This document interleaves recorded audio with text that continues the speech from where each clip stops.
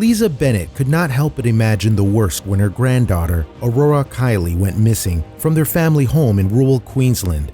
You're just thinking she's out there somewhere in the dark, a 3-year-old baby. It's so disheartening, she told local newspaper, the Warwick Daily News, on April 21st, 2018. Your mind goes to all sorts of dark places. The child disappeared from her family property in the Southern Downs in southeast Queensland, an area of rugged rural land punctuated by undulant hills and striking granite rock formations. Situated on the northwestern inclines of the Great Dividing Range, the Downs overlook several mountain chains that combine to form the so-called Scenic Rim. Daily life in the region tends to be grounded in a wide range of agricultural activities, including livestock and dairy farming, crop growing, and fruit cultivation. Windmill-powered water pumps are a common sight here, as are crop dusters. Meanwhile, fewer than half of the roads in the Downs are sealed. But despite their bucolic charms, the Southern Downs are not necessarily a good place for casual wandering, particularly in the area around Bennett's property. The area around the house is quite mountainous and is very inhospitable terrain to go walking in, said Ian Phipps, State Emergency Service (SES) Area Controller, to ABC News on April 21, 2018. Located at Cherry Gully, 18 miles south of the town of Warwick, the property is the home of Bennett, her partner Kelly Benston, and her granddaughter, Aurora. At about 3 p.m. on Friday, April 20, 2018, the toddler apparently walked off and disappeared into the surrounding countryside. But searches of nearby hills yielded no trace of the missing toddler, and soon grew dark and started to rain. Temperatures dropped to 57 degrees Fahrenheit, and with the whereabouts of Aurora unknown, speculation arose that she may have tumbled into the waters of a nearby dam. But Bennett could not stop searching for her missing granddaughter. We were standing here alone in the darkness, knowing a 3-year-old was out in the cold, she said to ABC News. It wasn't a situation where we could go home and sleep in our warm blankets knowing she was out there. At dawn the next morning, a new search party was organized with 100 SES workers, volunteers, and police.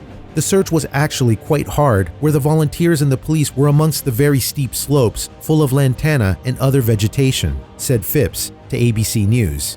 Then, at about 8 a.m., Bennett was walking on her property about 1.2 miles from the house when she heard the voice of Aurora calling from a mountaintop. When I heard her yell "Granny," I knew it was her, she told ABC News.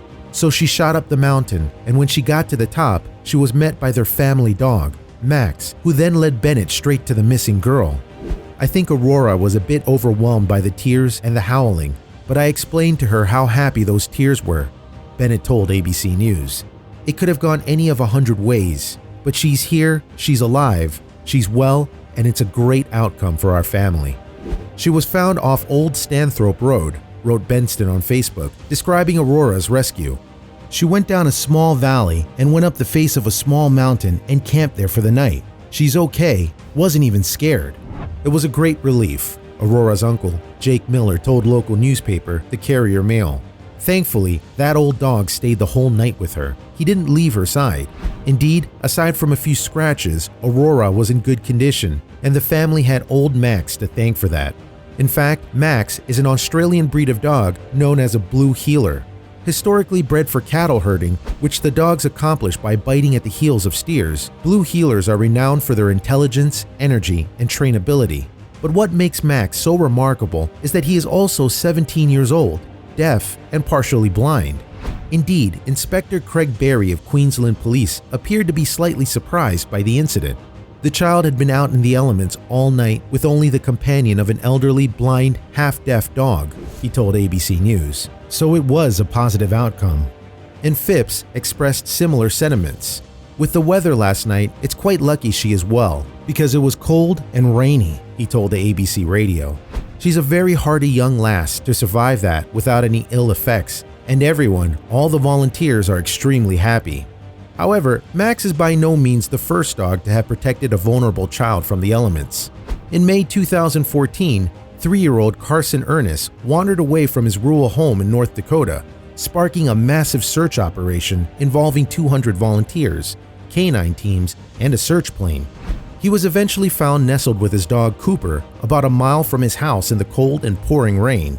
It was 2 a.m. and the dog was apparently shielding him. The child did not sustain any injuries during his escapade, but things might have turned out very differently if it were not for Cooper. However, as any responsible dog owner will attest, a well-treated dog will naturally express loyalty to its owners. As pack animals, they tend to bond with others, whether human or not, and according to dog whisperer Cesar Millan, dogs derive such security and identity from their pack, and that they may experience a sense of loss when one of their members leaves. Meanwhile, the Aboriginal people of the region deserve recognition too for helping locate Aurora.